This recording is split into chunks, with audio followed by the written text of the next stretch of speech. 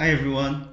Are you taking advantage of the auditing capabilities you can find in your Dynamics 365 system and in any Power App you build on top of Dataverse? With this, you can keep track of what's going on with your data. So, I got here a contact table and I'm going to create a new contact. Give it a real original name like new contact.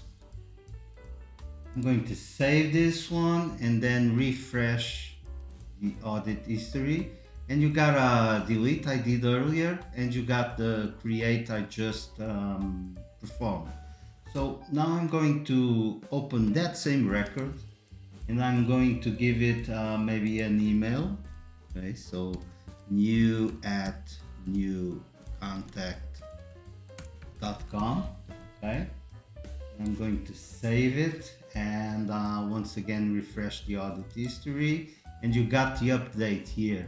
And when it's an update, you can even investigate further to see the field it was updated. Okay, so you got the old value, got the new value, so you can really keep track of what's going on and changes that you may sometime need to investigate. So really cool feature that you should use in your system. Bye.